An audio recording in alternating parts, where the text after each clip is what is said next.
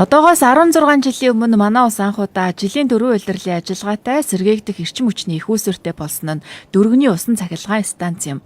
Анх байгуулагдаж байхад баруун 3 аймгийн эрчим хүчний хэрэглээ оргил ачааллын үедээ 8 мегаватт цаг байсан бол одоо 51-ээс 56 мегаватт цаг болж 7 дахин өсжээ. Сүүлд эрчим хүчний үн нэмэгдснээс хойш оргил ачааллын үед 4 мегаватт цагийн эрчим хүч боддоороо хэмнэгдэж эхэлсэн байна. За яг одоо 18 цаг 19 минутын байдлаар баруун мөсийн эрчим хүчний системд 7 мегаваттын одоо эрчим хүч, киловатт цаг эрчим хүчийг одоо нийлүүлж байна. Генератор тус бүр дээрээ 3.8 мегаватт. Одоо 18 цаг гэдэг чинь оргил ачааллын үе эхэлсэн.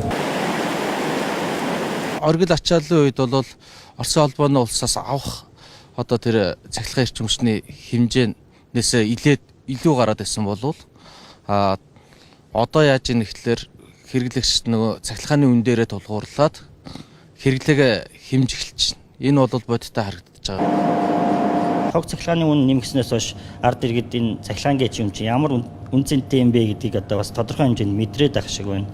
Тэр нь бол бас салбарын хувьд их том дэвшлэл болж байна гэж би харж байна. Эрчим хүчний үн цэн гэдэг юмыг манай иргэд арай бас жоохон мэдэрхээ байцсан хит жоохон тийм тууширцсан байсан. Хэрэглээ бас ингээд дагаад ингээд баг зэрэг ингээд буурсан байгаа байхгүй юу.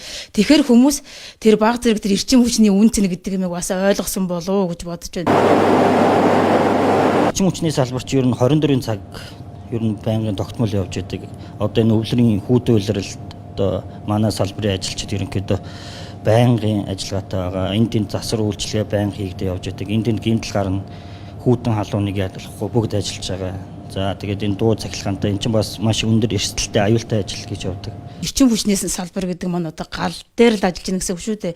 Тэн дээр ерөнхийдөө бол нэг яарч сандарч энэ төр юм бол гарах юм бол гарна. Тэгтээ аль болох ингээ өөрийгөө тайван дарж тухайн аваар саадлын ард гарах нь хамгийн чухал. Усан цахилгаан станцын хэвийн ажиллагаа сайн байгаад олон одоо баруун бүст цахилгаан түгэж байгаа явдал бол бидний бахархал байдаг. Ард иргэдийг одоо тасралтгүй цахилгаанаар түгээх явдал бол нэн гол зорилго байдаг.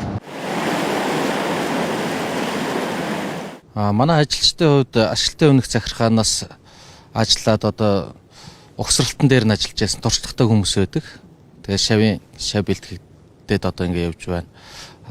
5 жил тутамд нэг удаа их засварыг хийхээр техник ашиглалтын дүрэндээ заагдсан байдаг. Станцын доктортой байдлыг хангахын тулд тогтмол урсгал засвар бол их засваруудыг цаг тухай болгоно хийгээ явдаг. Манайхад 14 оноос хойш их засварыг өөрийн ажилчдын инженер техникийн хүчин чадлаараа мэдлэг боловсролыг дээшлүүлэх журмаар одоо дадлагжуулаад хийж байгаа.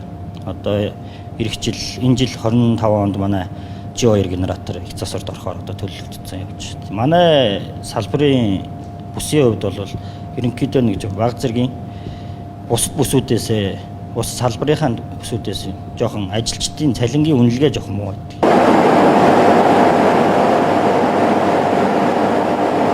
Ер нь бол чадвартай ажилчид маань нөөцний жолоочор ч юм уу ер нь явчих магадлал эрсдэл их байдаг. Нэг ажилтнаа бол тэгж алдсан. Тэрнээс хойш бол ер нь цалин мөнгөний нэмэгдүүлэх, ур чадварын нэмэгдэл өгөх, мөн ажил мэргэжлийн дээшлүүлэх гэдэг байдлаар нь нэлээд анхаарч ажиллаж одоо ингэж тогтоож явж байна да.